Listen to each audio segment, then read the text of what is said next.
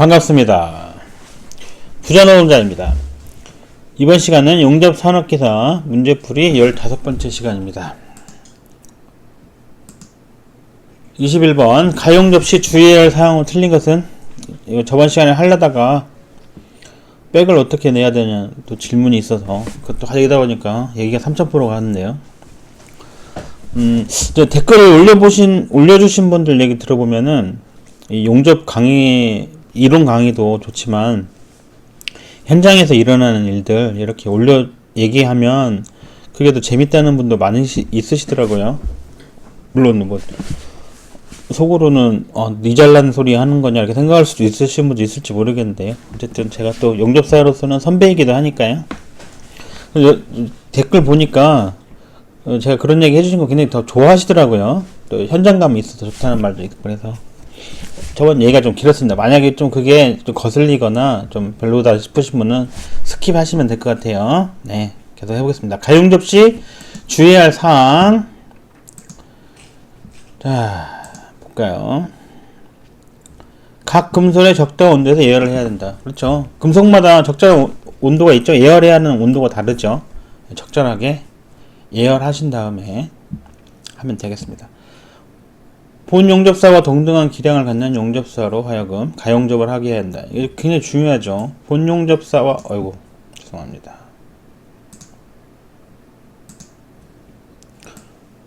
왜 이렇게 진하죠? 자, 본 용접사와 동등한 기량을 갖는, 이게 중요하죠. 동등한 기량을 갖는 용접사로 하여금 가용접을 해야 됩니다. 1번, 아까 1번 다시 가세요. 각 금속의 적절한 온도에서 예열한다. 이 말이 뭔 말이냐면요. 본용접 할 때 예열을 하잖아요. 본용접 할 때 예열을 하는데, 가접할 때도 그 본용접하고 똑같은 온도에서 예열을 하라는 거예요. 무슨 말인지 아시겠죠? 그러니까 각 금속마다 적절한 예열하는 온도가 있을 거 아니에요? 그거 똑같이, 가용접도 똑같이 하라는 뜻이에요.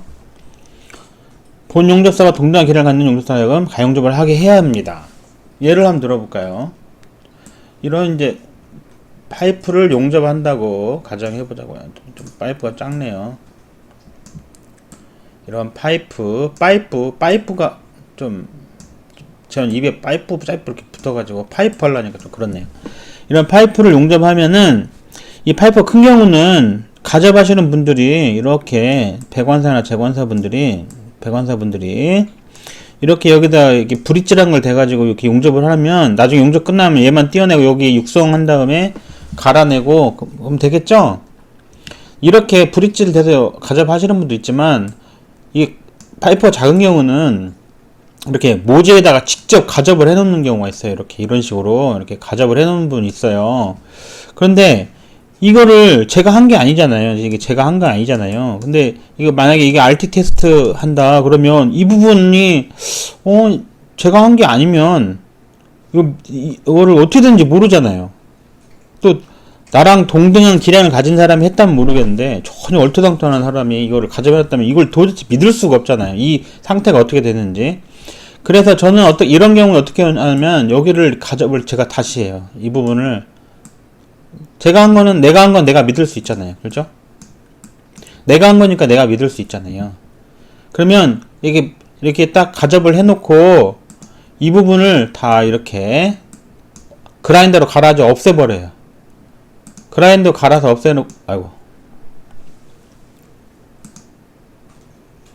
그라인더로 딱 갈아서 없애버린 다음에요. 가접을 이렇게 딱 한 다음에 다시 여기를 이렇게 용접을 하는 거죠. 이렇게 이면비드 하고 채우고 파이널까지 보고 이렇게 하는 거죠. 그러니까 본 용접사가 동등한 기량을 갖는 용접사가 가접하라면 믿을 수가 없어요. 그리고 저는 그냥 파내버리거든요. 왜냐면 이 모든 책임은 누가 져요? 마지막에 용접한 용접사가 다 책임져야 되잖아요. 가용접도 반드시 본용접사와 동등한 기량을 갖는 용접사가 해야 됩니다. 세 번째, 가용접의 위치는 부품의 끝, 모서리, 각 등과 단면이 급변하게 응력이 집중된 곳은 피하는 것이 좋습니다. 그러겠죠. 그런 데는 응력이 집중되잖아요. 그런 건 안 하는 게 좋겠죠. 예를 한번 들어볼까요? 예를 한번 들어볼게요. 철판이 이렇게 철판을 4개를 철판을 본의 아니게 용접을 하게 됐어요. 원래 이렇게 하면 안 되지만 어쩔 수 없이 이렇게 하게 됐어요. 그러면 가접을 어디다 하냐 이 말이에요. 가접을 여기다 하면 될까요? 여기다 이렇게 하지 말라는 거. 왜 그래요? 이렇게 용접하면 여기 힘을 받잖아요. 또 이거 용접하면 여기도 힘 받고 이게 나중에 터져버린단 말이에요. 그러겠죠? 응력이 생기니까요. 그럼 어떻게 하면 될까요? 각자 이렇게 모서리나 이런 데 피해서 이런 식으로 하면 좋잖아요. 이렇게. 그죠? 여기도 하고 여기도 이렇게 하면 더 좋잖아요. 그죠? 대부분 여기다 해버리고 끝내는 분들 많아요. 설마 이런 데도 하겠었는데 실제 그렇게 하는 사람이 있어요. 이렇게 모서리나 이런 데 피하라는 거예요. 부품의 끝도 피하고 단면이 급격하게 변하는 것도 피하고 그러면 되겠죠? 네. 자, 네 번째, 용접봉은 본 용접 작업에 사용하는 것보다 큰 걸 사용한다. 이게 틀린 거죠. 이거 아니에요. 용접봉은 본 용접에 사용하는 것보다 작은 걸 사용해야 돼요. 자, 이건 또 무슨 말이냐? 볼까요? 아이고.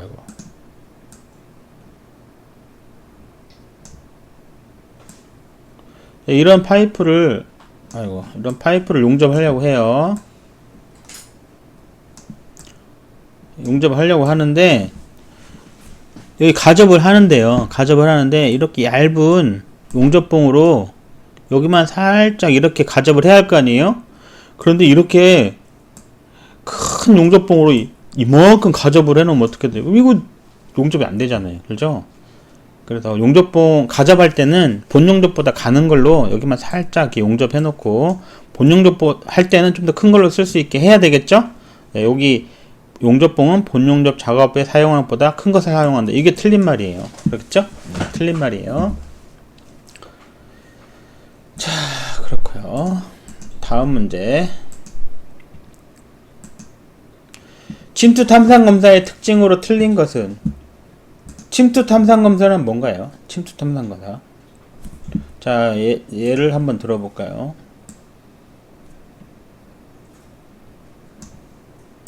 V온 맞대기 용접이죠. 파이프가 됐든 플레이트가 됐든, 자, 이렇게 이면비드를 쫙 내고요. 체온비드 하고 파이널을 이렇게 본다고 해봐요. 이게 이제 이렇게 쭉 이렇게 용접을 했어요. 이렇게 쭉 용접을 했다 쳐봐요. 이렇게. 그러면 침투 탐상 검사는 이 표면에 있는 결함들을 발견하는 거거든요. 찾아내는 거거든요. 근데 용접을 했는데 요 안에 크레이터 처리를 확실히 안 하는 거예요. 크레이터 처리는 뭐예요? 크레이터라는 게 뭔가요? 용접을 피부각구 용접으로 예를 들어볼까요? 용접을 막 했어요. 피부각구 용접 후진법이죠. 끝털이 어떻게 돼요? 이렇게 오목하게 파이잖아요. 이렇게 오목하게 파이죠. 용접을 하면 여기 용접하고 나면 여기 이제 슬러그가 이렇게 생기고요. 이 끝에가 이렇게 오목하게 파이잖아요. 그렇죠? 이 파인 곳 옆에서 이렇게 보면은 이렇게 돼 있는데 여기가 이런 식으로 분화구처럼 이렇게 점이 찍혀 있어요. 그러니까 크레이터 홀이라고 하거든요. 크레이터 홀. 이게 크레이터라는 게 분화구란 뜻이에요. 옆에서 보면 분화구처럼 생겼거든요. 근데 점이 생겨요. 크레이터 홀이 생겨요. 근데 크레이터 홀을 그라인더로 살살살살 갈아보면 이게 실제로 막 깊게 들어가는 경우가 많아요. 이렇게 크레이터가 밖에서는 안 보이는데 이게 실제로는 안에 이렇게 크레이터가 이렇게 있는 거죠. 이런 거를 크레이터 홀이라고 하고, 크레이터 이 홀 있는 이 부분에 이런 게 있으면은 어떻게 될까요? 이 크랙이 막 생기기 시작한단 말이에요. 크레이터 홀에 이 크레이터 부분에 균열이 많이 생겨요. 이 부분만 다시 한번 본다면 이제 여기 크레이터 홀이 이렇게 점이 생겼는데요. 안에 이렇게 깊게 들어가는 경우가 많고요. 이 크레이터 홀 부분에서 크랙이 막 생긴단 말이에요. 밑으로 생길 수도 있고 위로 생길 수도 있고 하여튼 크레이터 홀에 크랙이 생겨요. 근데 그 다음 용접하면 어떻게 되겠어요? 그 다음 해서 용접을 하면은 여기 이렇게 용접이 계속 이렇게 되잖아요. 그럼 이게 크레이터 홀이 묻혀버리는 거예요. 묻혀버릴 수 있죠. 그러겠죠? 크레이터 홀이 묻혀버리는 게. 그러면은 이게 안으로 들어가 있으면 못 잡아내고요. 엑스레이 검사, RT 검사나 UT 해야 되고요. 이게 표면에 있는 경우가 있어요. 파이널 볼 때 만약 했다. 그러면 이제 이게 파이널 할 때 있었다면은 안에는 막 아주 난리가 났겠죠. 그러니까 크레이터 처리를 확실하게 해줘야 되겠죠. 뭐 크레이터 처리는 어떻게 하나요? 뭐 방법이 여러 가지 있죠. 피부과학 용접 같은 경우는 이렇게 아래 보기 할 때요. 좌우를 캔들접 운봉을 하자. 하나 둘 이런 식으로 하나 둘 이렇게 해서 운봉을 하면 마지막 끝날 때 이렇게 돼지꼬리를 그려서 탁 뗀다든가요. 뭐 사람마다 여러 가지 방법이 있죠. 아니면 용접을 이렇게 하나 둘 하다가 크레이터가 생기면 이 부분을 한번 용접하고 다시 아크를 다시 한번 이렇게 용접하고 또 용접하는 거죠. 그럼 옆에서 보면 어떻게 되는가요? 이렇게 용접하면 이렇게 해서 이제 여기 크레이터 자리가 생기잖아요. 그거를 다시 아크를 이렇게 해서 이만큼 채우고 이렇게 하는 거죠. 한번 누르고 칙 이런 식으로 해서 여기를 크레이터를 안 생기게 채우는 거예요. 이런 걸 크레이터 처리라고 하죠. 뭐 크레이터 처리하는 여러 방법이 있어요. 피부과는 이렇게 하고요. 티그 용접은 어떻게 하나요? 여러 가지 방법이 있죠. 스위치를 누르는 순간 크레이터 전류가 뜨죠. 티그 용접기 보시면은 크레이터라는 게 있어요. 크레이터. 한글로 써 있는 경우도 있고, 뭐 이게 버튼이 이렇게 있는데요. 크레이터라고 한글로 되어 있는 경우, 영어로 크레이터라고 되어 있는 경우 있어요. 그러면 크레이터 전류를 조절할 수 있어요. 뭐 1, 2, 3, 4 이렇게 되어 있는 경우도 있고, 숫자로 써 있는 경우도 있어요. 뭐 몇 볼트 이렇게 써 있는 경우도 있거든요. 만약에 내가 본 용접을 120A 작업했다. 그러면 크레이터는 세팅할 수 있어요. 만약에 내가 크레이터를 20A로 하겠다. 그러면 스위치를 누르는 순간 크레이터 전류가 나오죠. 그래서 본 용접은 120A 했지만 크레이터 전류는 20A가 돼요. 저는 이제 이 방법을 많이 쓰는데 크레이터 전류를 누른 다음에 좌우로 흔들어서 샘물을 퍼친 다음에 손을 띄고 후류가스가 나오게 한 다음에 떼는 방법도 있고요. 하여튼 무궁무진한 방법이 있어요. 그걸 반드시 해야 됩니다. 그래서 그 용접하시는 분 보면은 크레이터 처리하는 것만 봐도 이분이 그 어느 정도 수준을 갖고 있는지 알 수가 있어요. 그러겠죠? 어쨌든 이 크레이터 홀이 이렇게 이제 생겨요. 그러면 이제 어떻게 하느냐? 맨 처음 침투 탐상 검사라는 건 처음에 이 위에다가 빨간색 침투액을 막 발라요. 붓으로 바르는 경우도 있고요. 스프레이 있는 경우도 있어요. 그러면 이제 이게 안으로 이렇게 침투에 들어간단 말이에요. 이렇게 쭉 침투에 들어가요. 침투에 들어가면은 그 다음에 세척액을 뿌려요. 여기다가 세척액을 막 뿌리면서 세척액을 뿌리면서 요 침투액을 닦아내요. 헝겊 같은 걸로 닦아내면 여기가 이렇게 없어지는 거죠. 이거 없어져요. 근데 얘는 어때요? 빨간색 침투액이 들어가 있기 때문에 얘는 그대로 남아있어요. 그 다음에 현상액이라는 게 있거든요. 현상액은 뭐냐면은 현상액은 이렇게 쭉 뿌리면 아이고 죄송합니다. 이 색깔이 아니었는데 쭉 뿌리면은요 이렇게 하얗게 변해요. 이렇게 하얗게 쭉 뿌리면 이렇게 하얗게 되거든요. 그러면은 요 부분에 모세관 현상에 의해서 모세관 현상이 뭐예요? 이 벽에 타는 마찰하는 힘이 더 세가지고 얘가 탁 올라가는 거죠? 이걸 옆에 이쪽 만약 이게 여기 있다면 이게 여기 있다면 여기 이렇게 아이고 죄송합니다. 이게 이제 여기 있다면 여기에 이렇게 점이 생기는 거예요. 신기하죠? 그럼 이 점이 생겼잖아요? 그러면은 이제 그 침투 탐상하시는 분이 여기다 이렇게 해놓고요. 여기 크레이터 홀 뭐 이런 식으로 써놓고 가요. 그러면 그 다음날 저희가 와가지고 여기를 살살살살 갈아보면 진짜 이 밑에 이렇게 홀이 파져 있는 경우가 많아요. 그러면 얘를 파가지고 다시 용접하면 되겠죠? 이렇게 하는 것을 침투 탐상 검사라고 그래요. 침투 탐상 검사. 자, 침투 탐상 검사의 특징은 틀린 거 볼까요? 틀린 거예요. 제품의 크기, 형상 등의 크게 구애를 받지 않는다. 그러겠죠. 뿌리기만 하면 되잖아요. 주변 환경에 특히 온도에 민감하여 제약을 받는다. 글쎄요. 이건 모르겠네요. 국부적 시험과 미세한 균열도 탐상이 가능하다. 그렇죠. 국부적이 뭐예요? 조금만 할 수 있다는 거예요. 미세한 균열도 되겠죠. 왜냐면 침투만 되면 되니까요. 네 번째, 시험 표면이 침투되는 거 반응하여 손상을 입은 제품도 검사할 수 있다.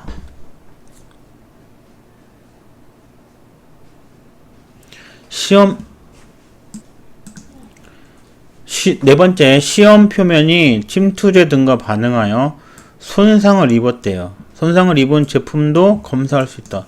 그럴까요? 손상을 입었는데 어떻게 검사를 할 수 있죠? 이상하네요.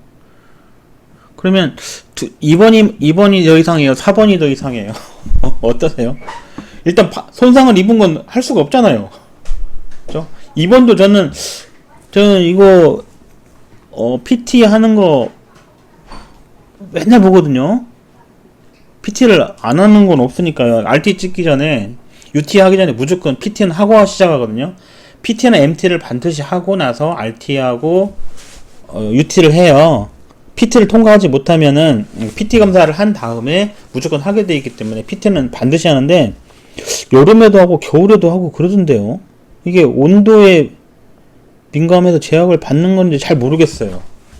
이건 잘 모르겠어요. 왜냐면 제가 본 바로는 여름에도 하고 겨울에도 하고 그러던데 비 오는 날은 좀 안 되겠네요. 비 오는 날은 왜냐면 이게 뭐든지 안 하니까 뭐 비 오는 날은 좀 그렇긴 하겠는데요. 어쨌든 이게 이 문제는 항상 이게 중요한 게 가장이라는 게 들거든요. 가장 틀린 것. 손상을 입은 제품을 어떻게 해요? 손상을 입었는데 할 수가 없잖아요. 그래서 답은 4번이 되겠네요. 2번도 좀 2번은 이게 좀 애매모호하네요. 저 같은 경우는 2번이라고 쓸 뻔도 했는데 어쨌든 답은 4번이에요. 제가 답안지도 확인해 봤는데 답은 4번이에요. 손상 입은 걸 어떻게 하겠어요. 그렇죠? 하지만 2번도 조금 제가 해본 바로는 다들 하시던데 아무래도 이게 비 오는 날 이런 데는 안 되니까 뭐 제약을 받는다고 볼 수도 있겠네요. 그렇죠? 네. 자, 다음 문제 보겠습니다. 23번 필렛 용접 다리 길이가 10mm인 용접부의 일원 목 두께는 얼마인가? 이거는 우리가 그 현장에 일할 때도 굉장히 얘기를 많이 하죠. 예를 들어서 이렇게 되어 있는 거예요. 이렇게 여기 뭐라고 써 있잖아요. A 이렇게 A 10 이런 식으로 그렇죠? 요거 말이에요. 요거. 근데 A라고 안 써 있고요. 그냥 이렇게 5 이렇게 써 있는 경우도 있어요. 응? 그러면 이거 필렛 용접이잖아요. 필렛 용접. 자, 예를 들어서 제품이 이제 이렇게 도면이 이렇게 있는데 이거 어떻게 하라는 거예요? 화살표가 있는 쪽으로 필렛 용접을 하라는데 5라는 게 뭐예요? 여기서 5라는 게 뭐냐 이 말이에요. 5는 목 두께죠. 목 두께. 목 두께? 목 두께는 또 뭐예요 그러면? 이게 헷갈리죠. 자, 필렛 용접을 한번 보겠습니다. 필렛 용접을 이렇게 하면은요. 이렇게 용접이 될 거 아니에요. 그죠? 이렇게. 네, 그림을 좀 잘못 그렸네요. 자, 그러면 여기서 여기까지를 뭐라 불러요? 여기를 각창, 다리 길이라고 하죠? 각장이라고도 하고. 여기서 여기까지 거리를. 직각거리. 이걸 뭐라 불러요? 이거는 목 두께, 각목이라고도 하죠? 그러죠? 그러면은,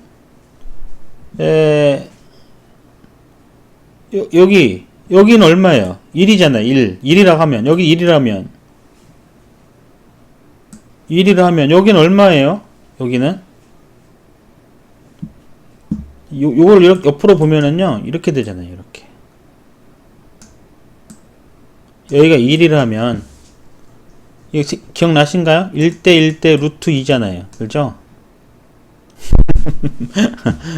머리가 터지신가요? 피타고라스 정리죠? 피타고라스 정리. 1대1대 루트 2. 이거 두 개 제곱하면 얘 제곱하면 같은 게 피타고라스 정리잖아요. 1대1대 루트 2가 되죠. 아, 그러니까 얘는 어떻게 돼요? 얘가 1이라고 하면 얘는 루트 2분의 1이 되죠. 여기 길이가. 여기 같잖아요. 이게 여기서 여기까지를 다리 길이라 하거든요. 1대1대 루트 2니까 루트 2분의 1. 이거는 0.707 되죠? 네, 0.7